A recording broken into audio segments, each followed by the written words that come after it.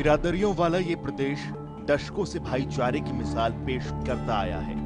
अपनी ही तरह के सामाजिक ताने बाने वाले हरियाणा की अपनी एक अलग पहचान थी, लेकिन कुछ समय से इसकी एक और पहचान बनती जा रही है। लोग अब इस खूबसूरत प्रदेश के उस चेहरे को भी जानते हैं जो हिंसा की आग में एक बार पूरी तरह से झुलस चुका है, और इसे ये पहचान दिलाने वाले कोई और नहीं, इसी प्रदेश के वो आयातित हैं जो जानबूझकर प्रदेश में अशांति फैलाने के लिए आमादा हैं। अब जरा इन तस्वीरों पर गौर कीजिए।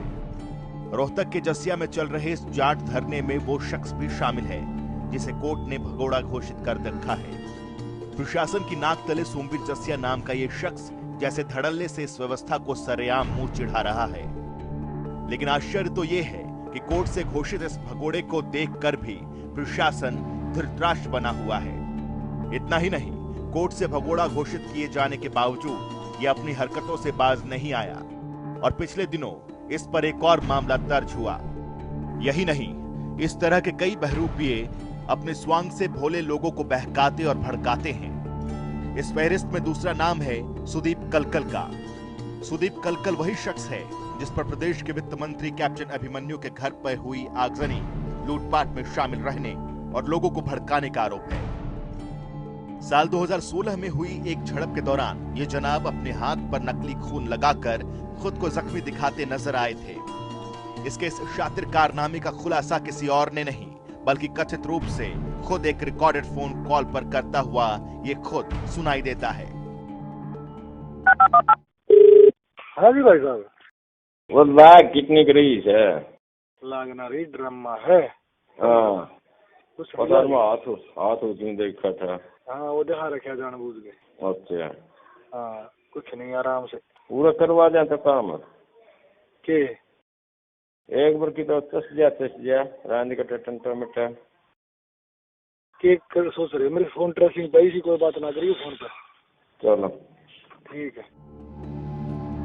वाह साहब, भोले लोगों को बहकाने की चाल तो कोई इनसे सीखे, लेकिन इनसे भी एक और बड़े महारथी हैं और नाम है राहुल दादू। जनता को बहकाने के अलावा ये एक और वजह से चर्चाओं में है। हाल ही में दादू ने एक वीडियो जारी कर यह बताने की कोशिश की कि 22 फरवरी की रात रोहतक सेक्टर 6 में जारी धरने में अनशन पर बैठे 2 लोगों के साथ प्रशासन बड़ी सख्ती से पेश आया।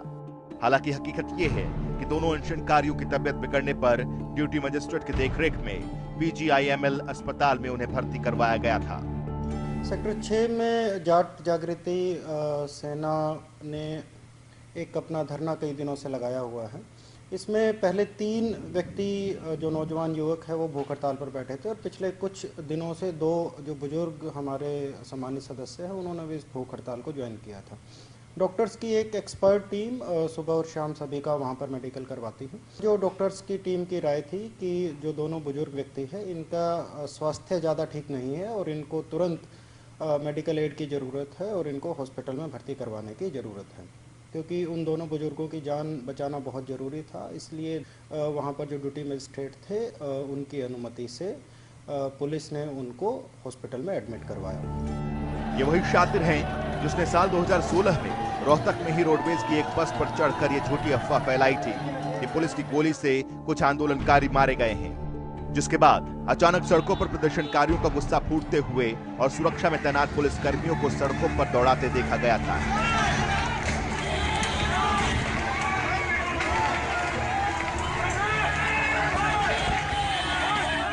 बताया जाता है कि इसी झूठी अफवाह के बाद कई जगहों पर आगजनी, लूटपाट और हिंसा की कई घटनाएं सामने आई थीं। अब ऐसे लोगों को प्रदेश और आपसी भाईचारे का गुनहगार मानना शायद गलत नहीं होगा। ब्यूरो रिपोर्ट, जनता टीवी।